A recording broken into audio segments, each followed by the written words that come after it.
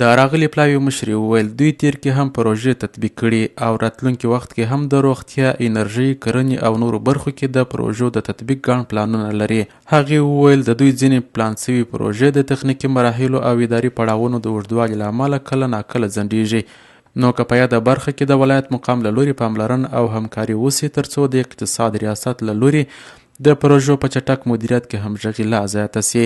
د ولایت مقام وایي مولوي محمد قاسم ریاض وایي مرستیال والي راغلي پلاوي ته ښه راغلاست ووایه. د هغوی د ټولنې د ښه خدماتو څخه یې مننه او قدرداني وکړل. د هلمندي ولسونو د نورو ستونزو ترڅنګ یې د اوبو د غټو بندونو د جوړولو پر مسله ټینګار او تمرکز وکړ. تېره ورځ د هلمند مرستیال والي الحاج محترم مولوي محمد نبي حماس صاحب په خپل کاري دفتر کې د ملګرو ملتونو د پرمختیایي پروګرام له مرستیالې مشري او ورسره تکسیس پلاوي سره لیدنه وکړه. د یاد پلاوي مسؤلینو هلمند کې د خپلو تیرو فعالیتونو او راتلونکو پلانونو په اړه معلومات وړاندې کړل چې تر ډیره حده د مهاجرینو، کرنې او روغتیا په برخه کې وه. مرستیال والي صاحب راغلي پلاوي ته ښه راغلاست ووایه. د هغوی د فعالیتونو څخه یې مننه وکړه.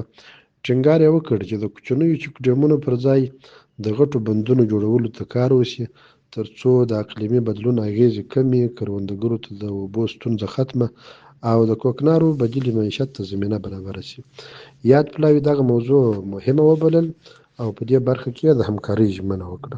هغه وویل کجکي، زمینداور، موسی، نوزاد، باغران، نوامیش، بغنی او عاشیر داسې سیمې او مناسب موقعیتونه لري چې د اوبو د غټو زیرمو جوړولو وړتیا لري.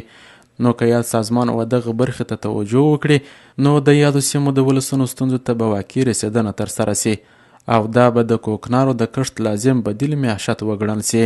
پر یاده موضوع هر اړخیزه مفاهیمه وسوه. پلاوي هم د دې موضوع حقیقت ته اشاره وکړل او ژمنه یې وکړل چې یاده مهم اساسي موضوع به تر خپل مرکزي دفتر ورسوي ترڅو کار ورته وسي.